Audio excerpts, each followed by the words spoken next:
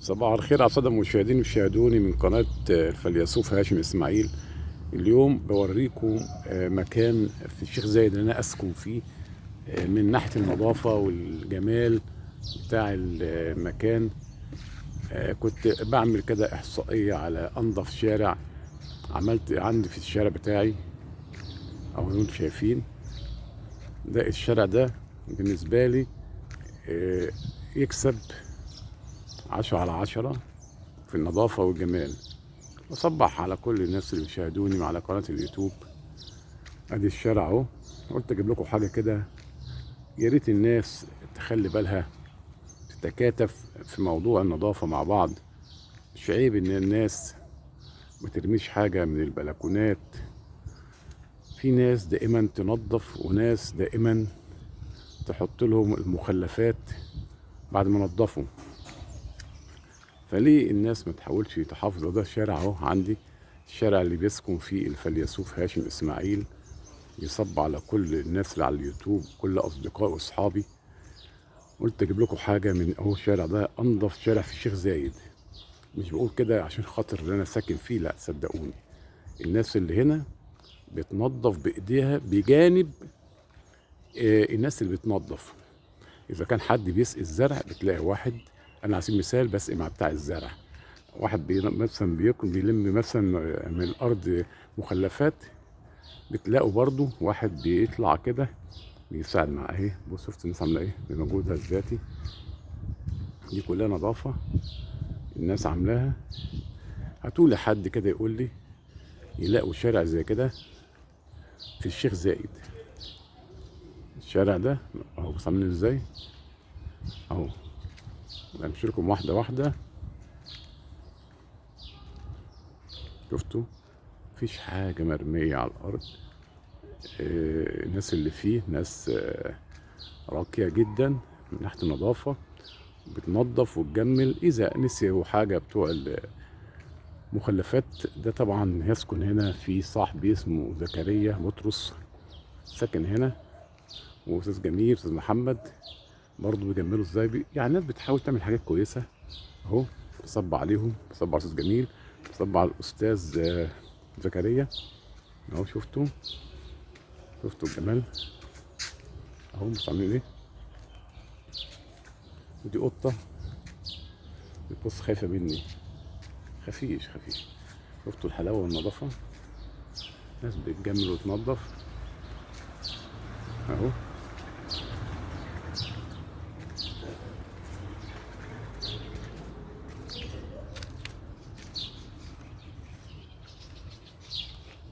دي حديقة الأستاذ صبري، الفنان العالمي، صف الشعر العالمي، صب عليه.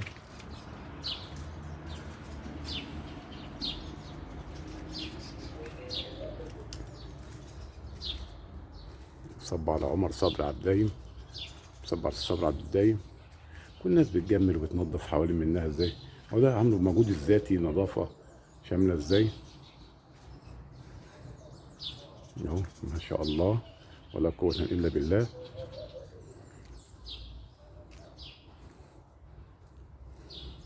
أستاذ صبري كل الحاجة بيعملها بمجهوده الذاتي، بسم الله ما شاء الله ولا قوة إلا بالله. كلنا كده يعني بنحاول نجمل، وعامل الحاجات اللي العصافير اهيت كمان، جزا الله كل خير. ميه، كل واحد بيعمل حاجة ربنا بيقدره عليها بيعملها، بيسقي الطيور، بيسقي الحيوانات اهي.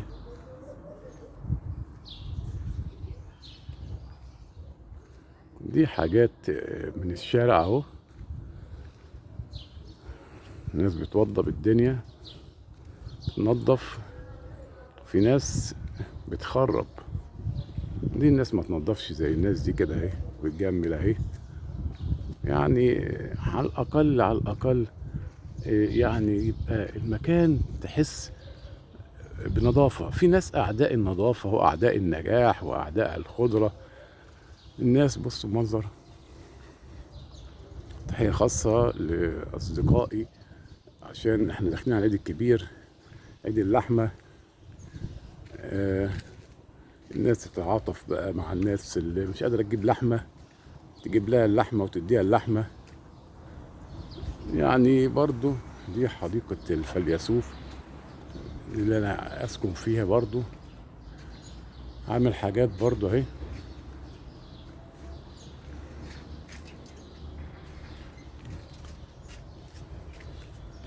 ده تحت الشباك بتاعنا اهو.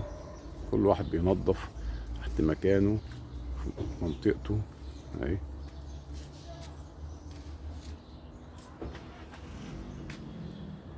شايفين؟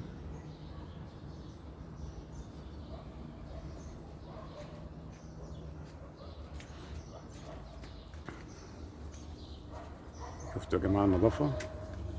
دي الحديقة بتاعت الفيلسوف اللي بيقعد عليها.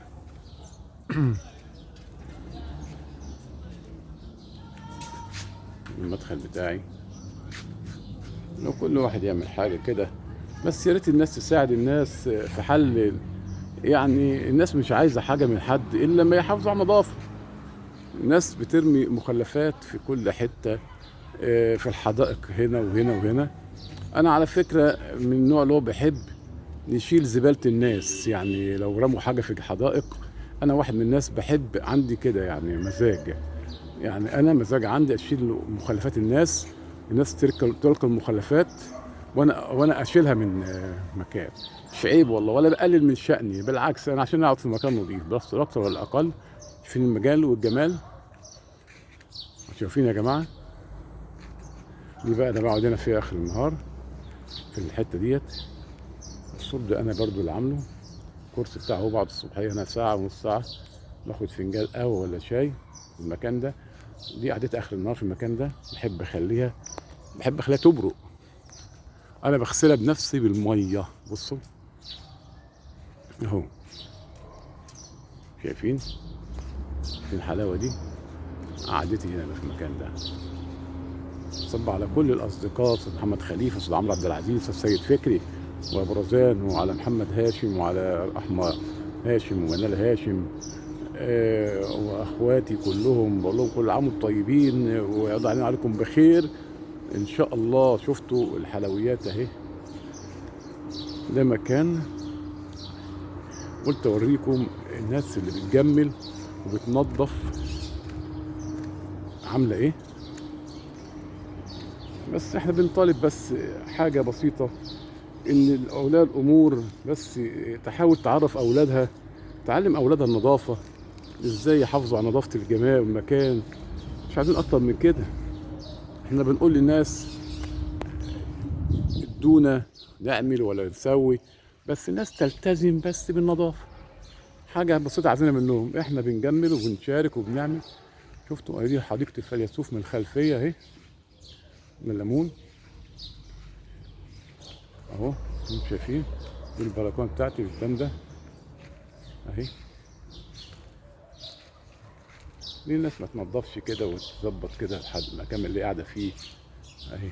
شفتوا المكان ده؟ المكان اللي انا بس قاعد فيه بسكن فيه اهو.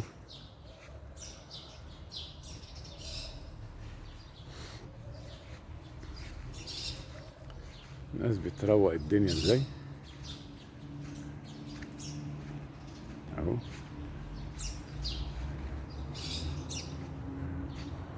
بتصبح ومسي على اشرف فوال. دي حديقه الاشرف فوال اهي. بيروق هنا برضو، بيظبط الدنيا. ده صديقي وصاحبي. بحيي كل الغربيه وزفته وتفاهنا العزب، كل العوائل العجمي ورضوان وزرد. بمس عليهم وصب عليهم ونكسر طيبين. المنظر ده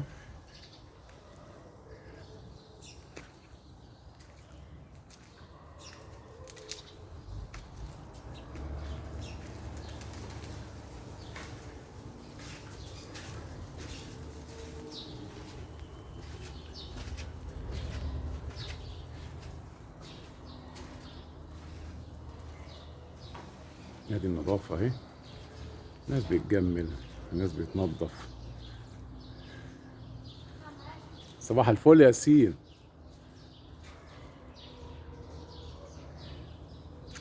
ادي الجمال اهو يا جماعه. شايفين الحلاوه دي؟ صب على استاذ اشرف فوال تاني مره.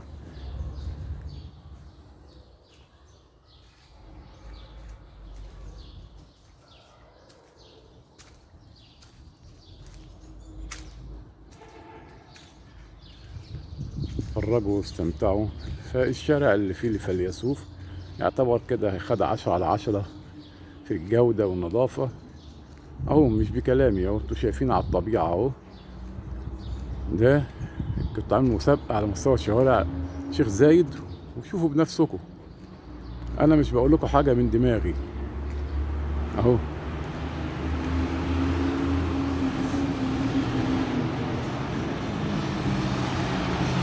ودي عربية اهي بتاخد المخلفات كل يوم اول باول اهو.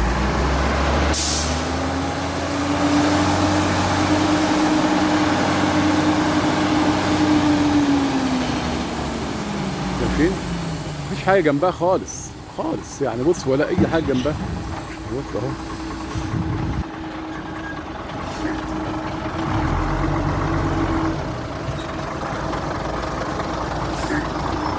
ده الباشمهندس بتاع الزراعة واقف اهوت بيشرف على العمال بتوع الزراعة. الشارع اهوت الناس اللي بتروق المكان. شفتوا بقى، شفتوا يا جماعة، شفتوا الحلاوة.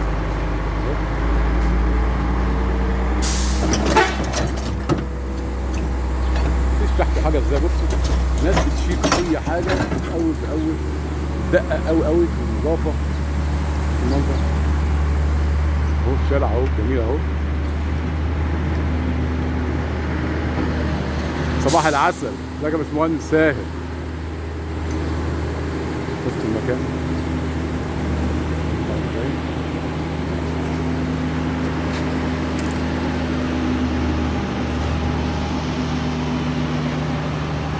صب على الباشمهندس ساهر حبيبي، حبيبي الملايين، الراجل اللي مجمل المكان اهوت. الراجل اللي صباح الفل باشمهندس ساهر، عامل ايه؟ متشكرين جدا على النظافه ديت، وشكرا قوي قوي قوي صراحه. مكان جميل بيكم بامانه. لسه بطالب من الناس ما يرموش مخلفات في حدائق ولا انا والله قلتها عندي على القناه بتاعتي وارجو بس انا يعني انا بشيل والله، انا بساعد، بحاول اساعد معاك قدر الامكان. باين والله على الشغل اللي قدامك هناك، باين والله. يا ريت الناس كلها تجتهد زي ما انت بتجتهد. انت ايه رايك كده بامانه بقى؟ بارك الله فيك والله، والله لو في منك كده مش هنحتل هم الشغل، لانه فعلا انت بتشجعنا على الشغل. متشكر جدا جدا دي حقيقه والله، ودي شهاده، دي شهاده والله. اشكرك دي وسام على صدري ان مهندس حضرتك الكبير ماسك الحدائق هنا وانت مجمل وبتاع. انا بطالب السكان لو يسمعوني بس، يعني انا الناس مش عايزه حاجه. يعني واحد زي ده عامل اهو يا عيني، بص شغال اهو تعبان اهوت. الناس بترمي لهم مخلفات ليه؟ ما اولياء الامور يحاولوا ينبهوا على اولادهم، يثقفوهم، يعلموهم ازاي ما يرموش حاجه. الراجل دوت يعني تعبان وبيتعب كتير. الحمد لله. الناس مش عايزه منهم حاجه ولا بيطالبوا حاجه من الناس، بس الناس حتى اضعف الايمان ساعدوهم، ما ترموش حاجه. بس عايز تعمل حاجه تساعد، امسك الخرطوم من حد. انا ساعات والله والله مش باشمهندس ساهر بمسك دي حقيقه، دي حقيقة. انا بشوفك على طول، مش ساعات، لا بشوفك على طول. متشكر جدا جدا ليك، وربنا يا رب يعينك ويقويك ويخليكوا لينا ويجعلك ذخرا لينا. وتحيه خاصه لجهاز الشيخ زايد ولقسم الزراعه ومهندس بكر وكل المهندسين اللي قائمين على النظافه والجمال ده، بشكرهم.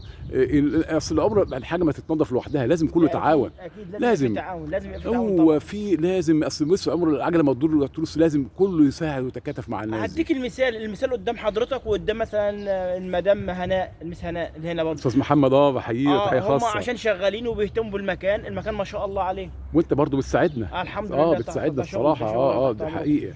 شكرا جزيلا وصباح الفل عليكم، والى اللقاء في حلقه ثانيه مع عشمي.